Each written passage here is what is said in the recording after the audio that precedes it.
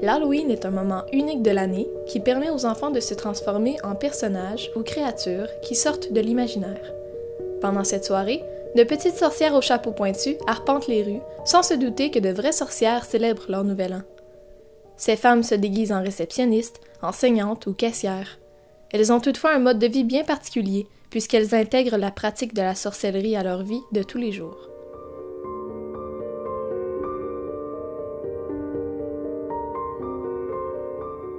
Comment vous imaginez-vous les sorcières modernes?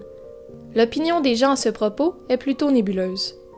Moi, quand on me parle de sorcières, je pense plutôt à des contes qu'on me racontait quand j'étais petite. C'est plus du monde avec des pouvoirs là, qui font des affaires qui sont pas normales. Pour moi, une sorcière, c'est quelqu'un qui connaît les plantes, qui les utilise pour guérir les gens. Mais j'imagine que c'est une personne qui est capable qui est capable d'entendre des choses, peut-être de l'au-delà. Moi, je pense que les sorcières, c'est des gens souvent renfermés. Moi, je crois qu'elle a un chapeau pointu. Véronique Goyer, une sorcière moderne qui réside à Sherbrooke, est la preuve que la réalité est bien loin des contes de fées. Comment définir la sorcellerie? C'est d'utiliser les courants d'énergie, d'aller puiser dans les ressources qu'on a pour faire qu'un but va se réaliser ou des fois juste pour remercier. Pour devenir une sorcière, il n'y a pas un cheminement particulier à suivre. Chaque personne le vit à sa façon.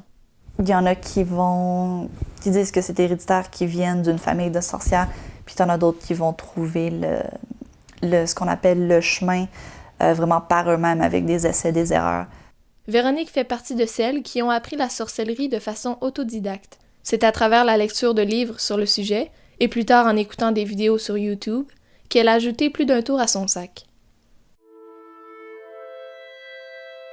La sorcellerie n'a pas un dogme, ni des livres avec des règles à suivre, mais la plupart des sorcières s'inspirent des religions païennes qui s'opposent aux grandes religions monothéistes comme le christianisme ou le judaïsme.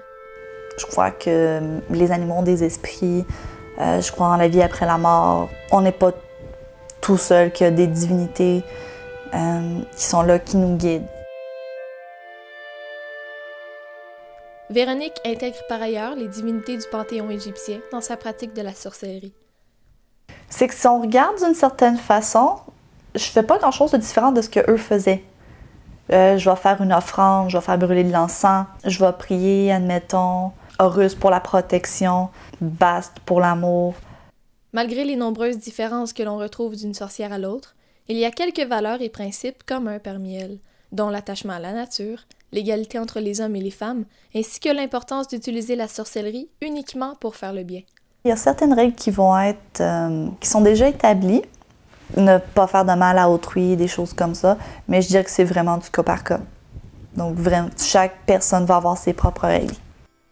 La pratique de la sorcellerie se manifeste par des rituels, qui peuvent être effectués de façon solitaire ou en groupe. Ces rituels permettent d'entrer en contact avec les divinités et les forces de l'univers. Il y a par ailleurs divers types de rituels, que chaque sorcière exécute à sa façon. Les rituels de guérison, si quelqu'un est malade, divination, si on a une grande décision à prendre, des fois ça peut aider, mais c'est du cas par cas. Un rituel comporte plusieurs étapes. La première est d'établir une intention. Si tu fais un rituel, pourquoi tu le fais? Est-ce que c'est, admettons, pour aider quelqu'un ou est-ce que c'est pour lui nuire? Ensuite, les sorcières peuvent utiliser des accessoires servant à matérialiser l'intention.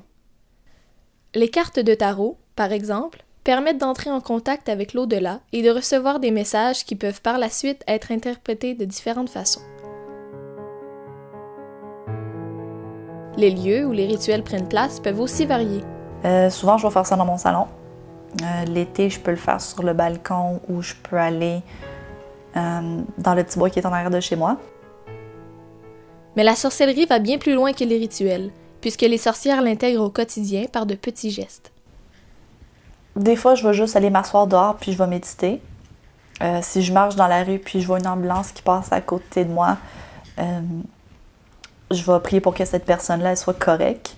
Si je m'achète un café, je vais toujours le brasser dans le sens des aiguilles d'une montre pour attirer l'énergie, attirer les bienfaits du café, en fond.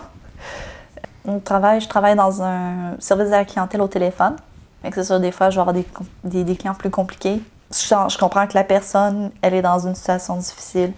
C'est sûr que je vais prier pour que cette personne-là, elle s'en sorte. C'est sûr que je peux essayer de l'aider un peu de mon côté. Non, c'est vraiment des petites choses.